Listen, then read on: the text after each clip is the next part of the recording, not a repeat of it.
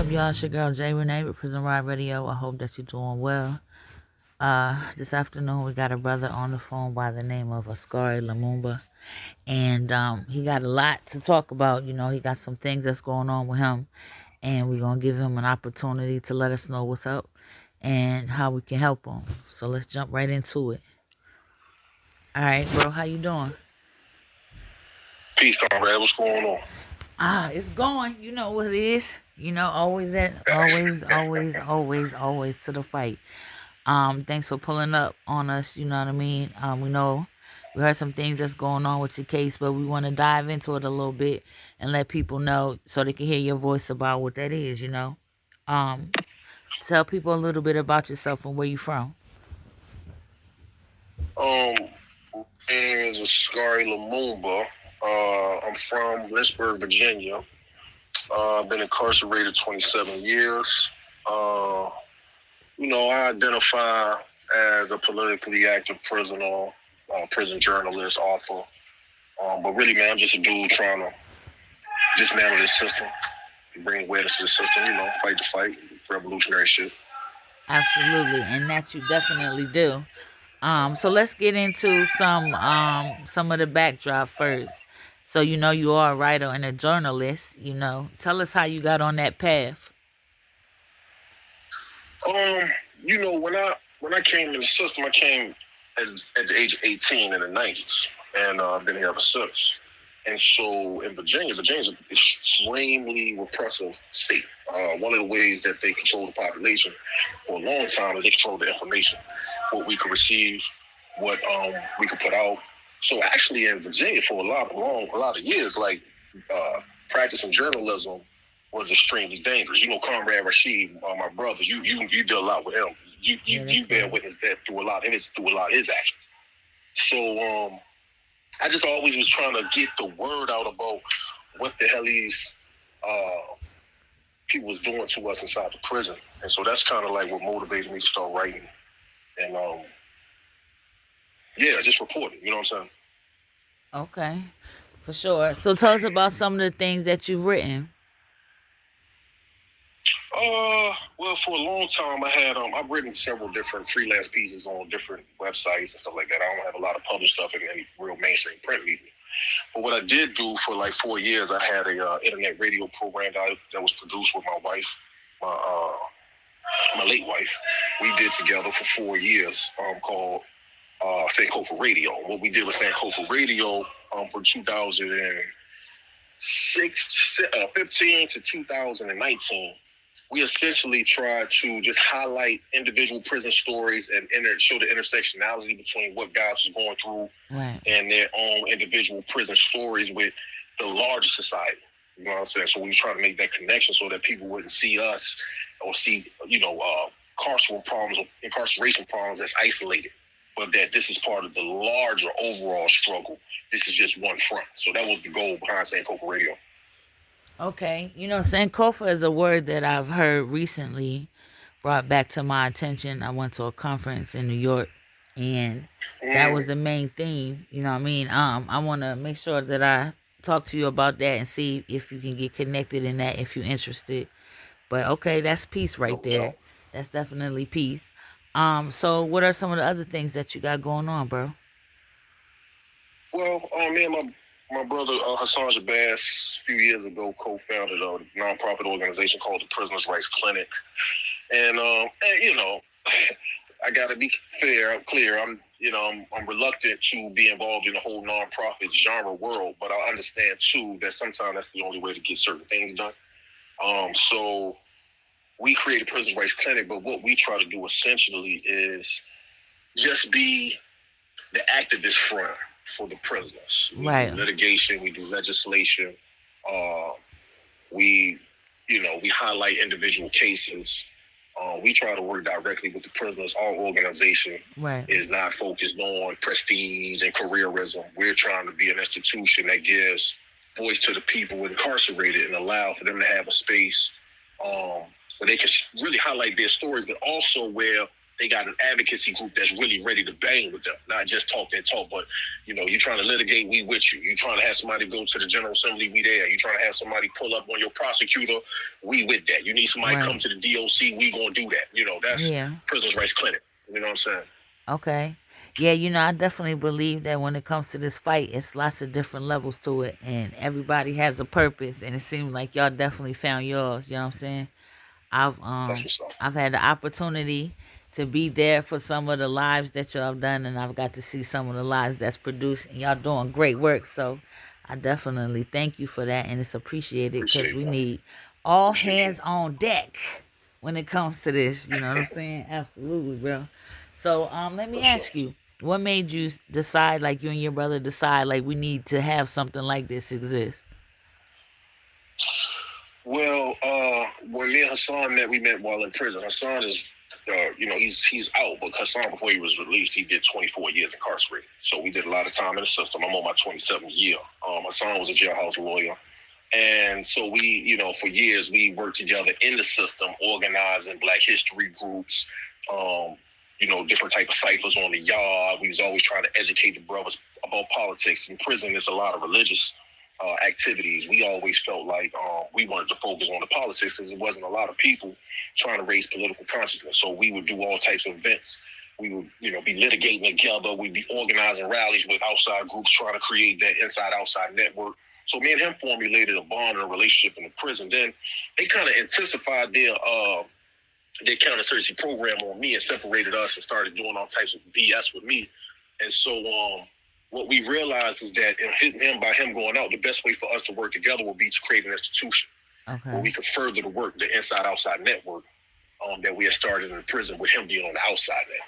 So pre-RC really was like, it came from just our overall activism and work in the prison, but then also with the change and him getting out and me being in and us having to work from that vantage point. For sure. So how can people get, linked up and stay on top of what y'all got going? Well, we, our website is prisonersrightsclinic.org. You can also follow us on Prison Rights Clinic Facebook. We got an Instagram too. The Facebook is where we do a lot of our actual reporting and notifications to people about what we got going on currently. You can contact our executive director, Marva Austin, or you can connect with Hassan Shabazz at prisonrightsclinic.org. Or you hit Marva Austin on Prison Rights Clinic Facebook and the Messenger. But we looking for people. We got a lot of programs and things we got upcoming where we're going to need the help of the people. Where we want to put a little more pressure on the General Assembly, particularly the Democratic Party. If y'all been watching our lives and our talks, you know what I'm talking about. We ready to really get them to make a stand on this truth and sentence. I think it's long outdated in Virginia. We're one of the first groups to really take that stand that truth and sentencing must be abolished. All these other bills we consider to be gimmicks. And so we need people to support us in that because we want to actually go to various different Democratic legislators' offices in the off season and really just confront them directly with the question, where do you stand on truth and sentencing? And so we need people in various different areas throughout the state of Virginia to help us with that. We also are always working to get funding. One of the things that I'm always reluctant to do is, pull money from the people because the people are already scrambling because we live in a society that exploits the hell out of the people every day. So I'm really, really reluctant to do that. But if there's any kind of way that people have an opportunity to support, they need to know that Prison Rights Clinic do the work. We're not in this for the bread. We're not in this to make money. The money that comes to us really goes to the work, and we should improve that. Right. And so that's the best way people can help us right now. You know what I mean? Okay, for sure. Tell them how they can donate and link one more time. Well, you can go to Prison Rights Clinic Facebook page to see how you can donate. We have a donation link on our Facebook page, Prisoners Rights Clinic, and we also have a donation link on our website, prisonersrightsclinic.org, prisonersrightsclinic.org. But we're also looking for volunteers. That's what I'm saying. And so you can contact Hassan Shabazz at Hassan Shabazz at prisonersrightsclinic.org, or you can contact our executive director, Marva Austin, at our Prisoners Rights Clinic Facebook Messenger. And let them know that you're interested in volunteering and see where we can fit you into this movement. But ultimately, we're just trying to really transform the criminal legal system out here in Virginia. We feel like it's one of the most racist in the country. It's one of the most repressive and oppressive in the country, and there's little known about it. And so that's what we're focused on. But then we want to take this show on the road. Prison Rights Clinic, we want to become a national organization. That's our ambition. Okay. I definitely see that on the horizon, brother. You know what I mean? We all got to work together to make that happen. Like minds, when they get in the room, amazing things happen. You know. You know, you wear a lot of hats, and I know you got a lot going on, but I still ask you, what else you got going, bro? What about you personally? What's going on with you? Well, I'm fighting this parole fight. Parole in Virginia has become a farce. It's become a joke under Glenn Youngkin. Mother Jones wrote a beautiful article about that. Under Glenn Youngkin, parole in Virginia has essentially vanished. I recommend people read that to understand what I'm saying. But the parole board is it's this there in name only. They don't believe in parole. He put a bunch of truth and sentencing advocates on the parole board. Mm-hmm. So we're fighting a parole justice fight right now. I'm trying to make parole. I go up every year, but this parole board has been highly resistant to my release. And I'm just doing what I do. Still in the prison building, educating. I got a second book. My second book, the case against slavery in Virginia, is coming out. Hopefully by the end of this month. It's finished. It's in the publishing process now. My first book, the VAPOC Catechism, which I co-wrote with my comrade Shango Olorum. People can get that off Amazon now. That book really will give you an inside look on, inside political analysis of what's going on in the prison system, particularly in VA, but all around the country, from two political prisoners who are actually living in real time. A lot of people give analysis of mass incarceration, carceral state, and what's going on day-to-day lives of prisoners who ain't never been in here. They more academic and intellectual, but we give you that same analysis, but we have been in here, both of us, over 25 years. So, and we've been all over the place. We've been from Red Onion and Wallace Ridge to the high security level prison to the low security level prison during that time. So we are able to give you a broad analysis of a class conscious analysis, as well as a national racial analysis of what's going on with the system and how it is that it can be dismantled, but how it is that people should understand the nature of the oppression of mass incarceration in Virginia. Thanks. All right, bro. You're out here doing that for sure. I want to ask you, before, we ain't gonna go too much longer, is there anything that, we didn't get a chance to cipher about that you think the people should know? And how can they support you personally when it comes to your efforts with parole? To support my effort with parole right now, man, I would say just support us in Prisoners' Rights Clinic. We constantly talk about my parole and various other brothers' parole. The big thing right now with that is we have a campaign where we're trying to get as many people as possible to file a complaint with the Office of the Inspector General in Virginia, because the parole board has been engaging in unlawful conduct. Very specifically, they refuse to give prisoners their records, and they refuse to give us personal hearings, which the law requires. They're basically saying we're not doing it. I have lawsuits pending on that now. I feel like I'm going to prevail. But in the meantime, the public can also complain to the Inspector General's office and have the Inspector General launch an investigation. PRC is trying to spearhead that. You can learn more about that by following us on our PRC page. We go live every Tuesday night. We hopefully we'll be going live tonight. But yeah, I think that's the best way, because until we get rid of this parole board, me or any other brother don't have a very slim chance of making parole. So we first and foremost got to get rid of this parole board.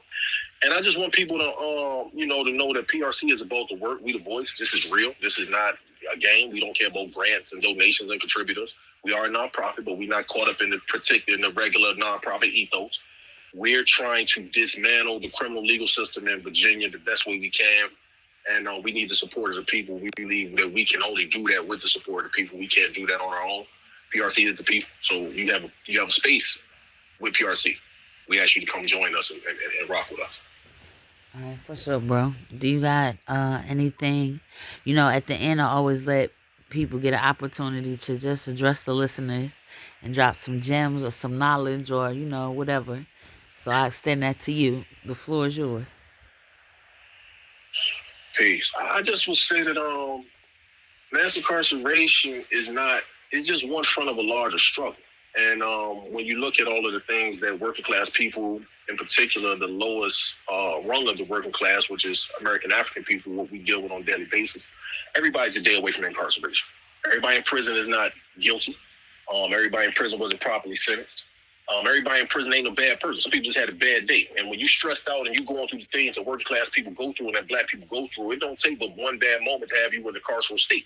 And then when you win here, you're dealing with a different type of oppression, a different type of repression. One in which they don't believe in second chances.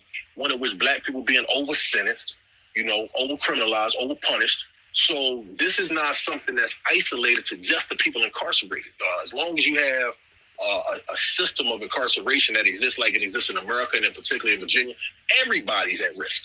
And that's what I want people to understand. Don't think because I'm good, I don't break blood. That could change tomorrow.